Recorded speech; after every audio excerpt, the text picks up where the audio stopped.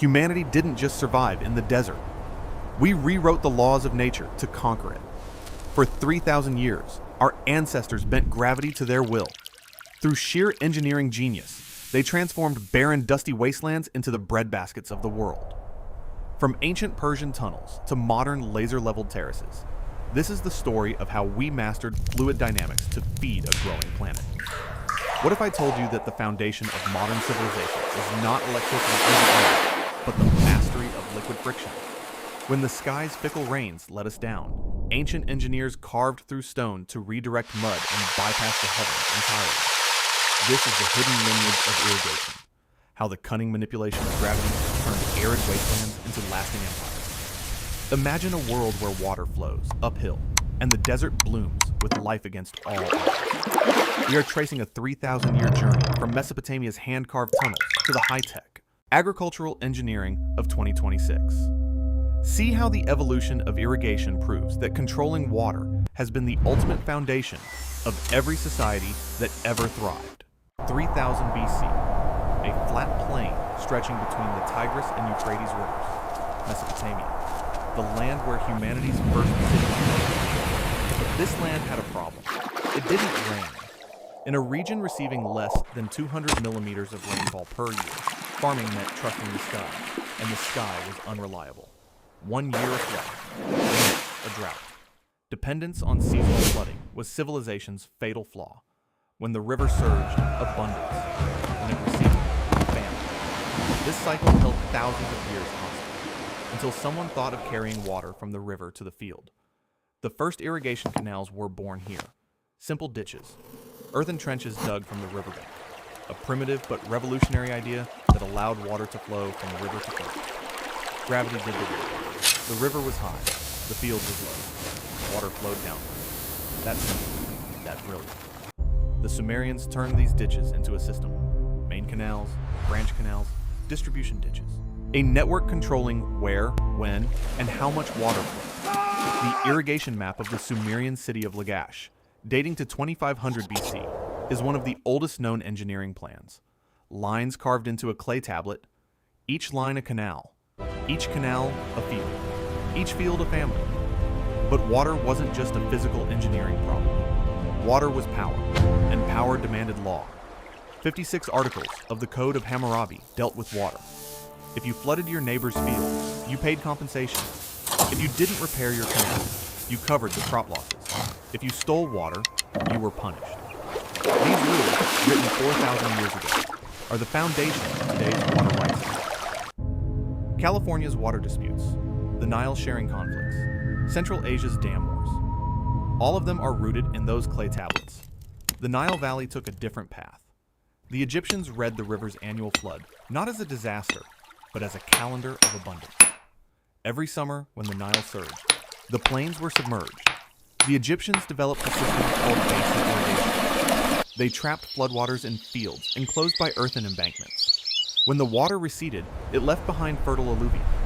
They plowed the soil, sowed the seeds. The Nile was both their calendar and their fertilizer factory. But the true revolution came 1,000 years later and 1,000 kilometers to the east. The Persian Empire, the Iranian plateau, no surface water, no rivers, no rain, only groundwater hidden deep within the rocks of the mountain. The Persians invented the qanats system. Qanats are underground tunnels powered by gravity. Starting from the foothills of mountains, they carved through hundreds of meters of rock to reach the underground water. Then, with a gentle gradient, they extended the tunnel for kilometers, allowing water to flow by gravity alone. At the exit point, water emerged from the earth in the middle of the desert. No pumps, no energy, just gravity and a precise gradient calculation. A single qanat tunnel could extend up to 30 kilometers.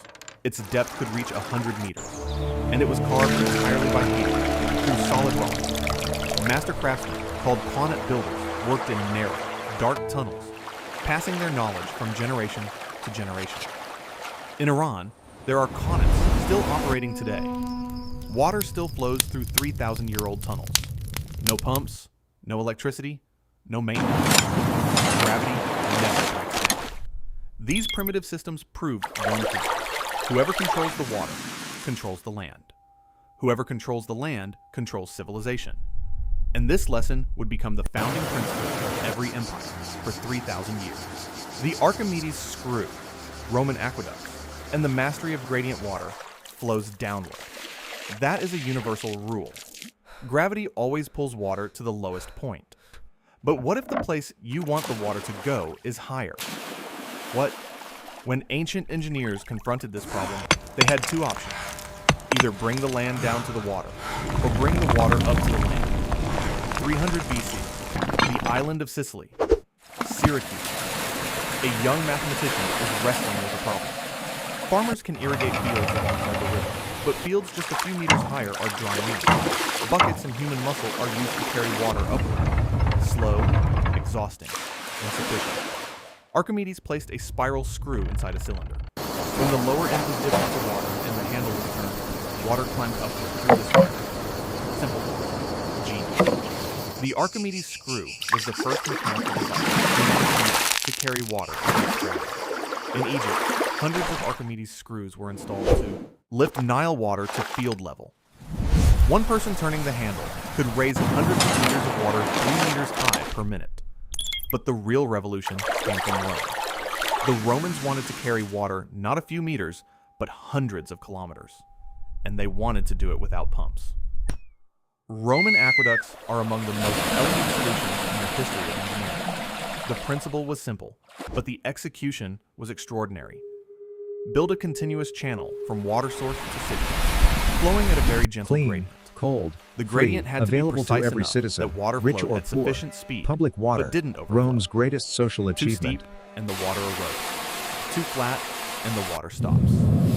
0.3%. 3 meters of drop per kilometer. This was the golden nature of Roman engineers. They had to maintain this gradient across hundreds of kilometers, through mountains, valleys, and plains. When they encountered a valley, what did they do? They crossed over. They built a stone arches to carry the channel through the air. The Pont du Gard in southern France was built in the 1st century AD, a 3-tiered aqueduct, 49 meters high, 275 meters long. It carried 20,000 cubic meters of water per day from a source 50 kilometers away to the city of Nile. Standing without mortar, without metal fasteners, held up solely by the precise placement of cut stone blocks. 2,000 years later, it still stands. When they encountered a mountain, what did they do? They went through it. They dug tunnels. They carved through it. Rome's water tunnels, some over a kilometer long, were cut through solid rock with hand tools. When they encountered a depression, what did they do? They used inverted cycles. They sent water down through a pipe, and using the force of pressure, pushed it back up the opposite slope. By calculating pressure, testing pipe durability, and using water's own weight, they conquered the hill. Rome's 11. Aqueducts delivered 1 million cubic meters of water to the city daily, 1,000 liters per person, more than many modern cities. Fountains, bathhouses, toilets, gardens. Rome was the first metropolis where water was liberated through engineering. This legacy didn't disappear. Today, California's water system carries water 600 kilometers from the Sierra Nevada mountains to Los Angeles. Massive siphon lines, pumping stations, tunnels. The principle is the same. Control the gradient, manage the friction, use gravity.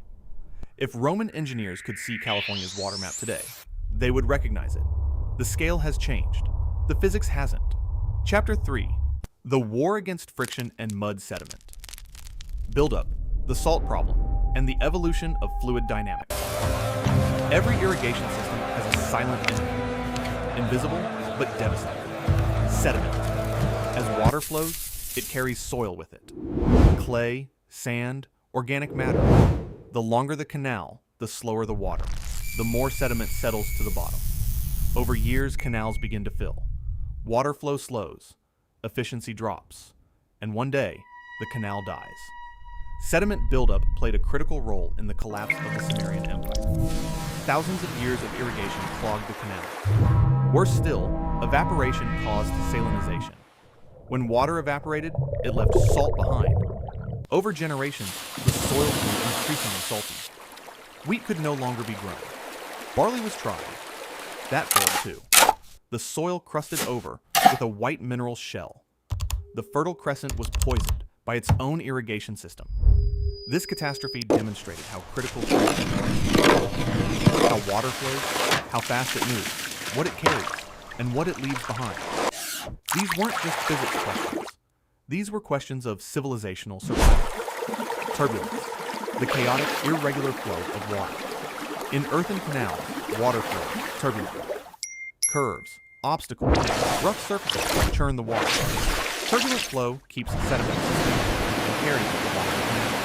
But when water slows, sediment settles. The canal begins to fill. The solution came in two forms. First, smoothing the inner surface of the canal.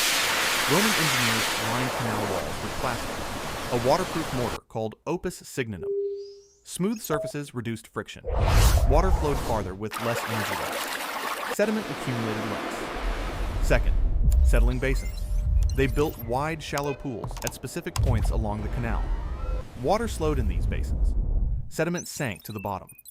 Clean water continued from the basin's outlet. The basins were periodically cleaned out. A simple but effective filtration system. As centuries passed, materials science transformed this war. Earthen canals became stone canals.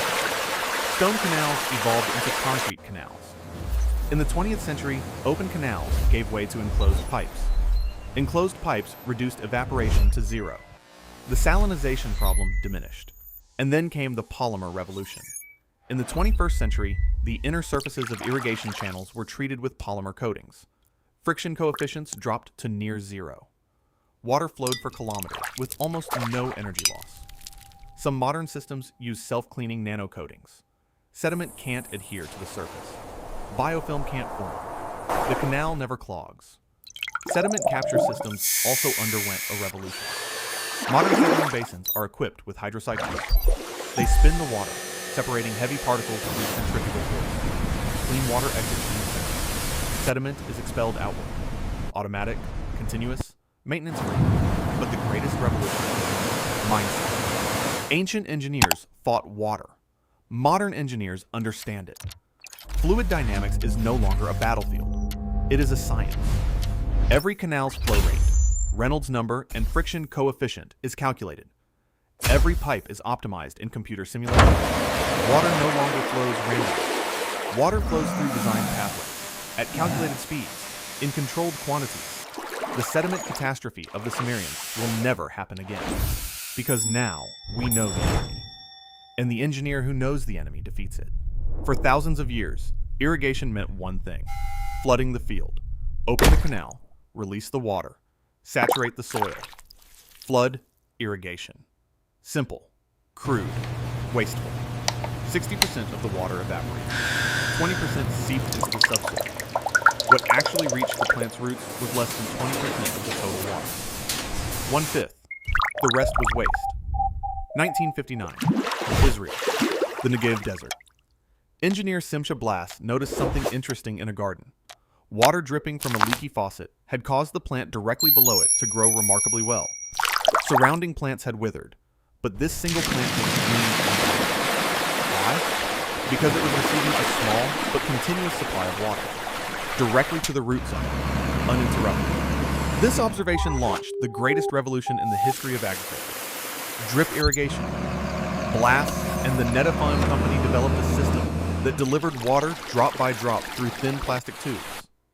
Each dripper released 2 to 8 liters per hour, directly to the plant's root zone. Evaporation virtually zero. Surface runoff zero. 95% of the water reached the plant. Compared to flood irrigation's 20%, 95%. The Negev Desert bloomed. Israel became an agricultural superpower in one of the world's most arid regions. Tomatoes, peppers, strawberries, grapes. In the desert, drop by drop. But precision didn't stop there. Laser leveling arrived. Traditional fields aren't flat. There are hillocks, depressions, slopes. When flood irrigation is applied, you water pools in low spots, while high spots stay dry. Uneven irrigation means uneven crops. Laser leveling smooths the field surface to millimeter precision. A laser transmitter is placed at the center of the field. A receiver and scraper blade mounted on a tractor automatically cut or fill the soil using the laser reference. The result?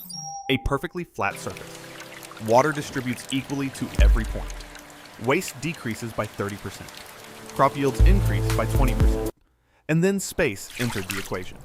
2026. Above a wheat field, 170 kilometers high, an agricultural satellite passes overhead. Its infrared sensors measure plant health across every square meter of the field. Transpiration rate, leaf temperature, soil moisture.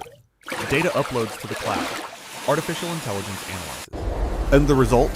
The field's northwest corner is under 12% water stress. The southeast corner has sufficient moisture. The system automatically opens the drip irrigation valves in the northwest corner. For 12 minutes, only that zone receives only the amount of water required. The rest of the field is left untouched. Precision irrigation. Every plant individually monitored. Every drop accounted for. From drowning the field to feeding the root. That is the summary of irrigation engineering's 3,000-year evolution. The Sumerians flooded the field. The Romans carried the water. The Israelis delivered it drop by drop. And we manage water according to each plant's needs, in real time, powered by artificial intelligence. The decline in water waste has been dramatic. Flood irrigation, 70% waste. Sprinkler, 40% waste.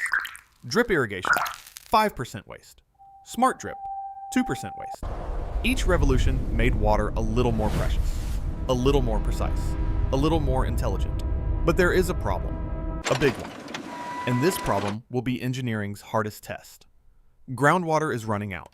The world's largest agricultural regions are draining underground water reserves that accumulated over millions of years through pumping.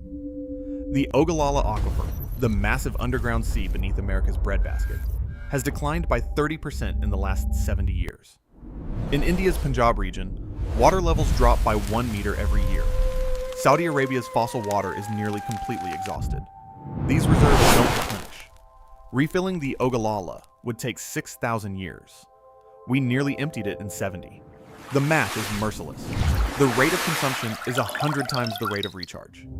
This isn't a crisis. This is a countdown. And the world's population is growing. 10 billion people by 2050. So 60% more food required, but 20% less water available. Solving this equation is the most difficult engineering problem we have ever faced in history. The first pillar of the solution, closed-loop system. Instead of using water once and discarding it, it is continuously recycled. Israel today treats and reuses 85% of its wastewater for agriculture. The global average is 3%. If the Israeli model were universalized, global water demand would drop by 30%. Desalination is no longer the energy monster it once was. Reverse osmosis membranes separate water from salt through nanometer-scale pores. Energy costs have halved in a decade. Solar-powered desalination plants produce fresh water on desert coasts. The ocean is becoming an infinite water source. But the second pillar of the solution, AI-powered smart grids. Entire water distribution networks are being equipped with sensors. Every pipe, every valve, every reservoir is monitored in real time. Artificial intelligence combines weather forecasts, satellite data, soil moisture measurements, and plant growth models to automate irrigation decisions. Drought cycles are predicted months in advance. AI optimizes water release from reservoirs. Irrigation is reduced in regions where rain is expected. Water is reserved for regions where drought is anticipated. The system continuously learns. Smarter every season, more efficient every year. Vertical farming is changing the equation at its roots. Plants grown without soil, in enclosed environments, under LED lights consume 95% less water than traditional agriculture. No toxins. No pesticides. No seasons. 12 harvests per year. A single floor of a skyscraper can match the output of 10 acres of farmland. Water cycles entirely in closed loop. Not a single drop escapes. And on the farthest horizon, Mars. When humanity considers making another planet habitable, the first question asked will be, how will we control the water? Mesopotamia's qanat masters answered that question 3,000 years ago. Gravity, gradient, water pressure. The principles won't change. Only the planet will. 3,000 years ago, a Persian engineer, in a dark tunnel, carved through stone to bring groundwater to the surface. Today, an artificial intelligence algorithm calculates the water needs of every square meter of a field using satellite data. The tools have changed, but the purpose is the same: controlling water, directing the flow, making the desert green. Our survival is directly tied to our ability to direct flow. This ability is what separated us from animals. This ability built cities, fed empires, and this ability will determine the future of 10 billion people. The story of water is the story of humanity, and this story isn't over yet.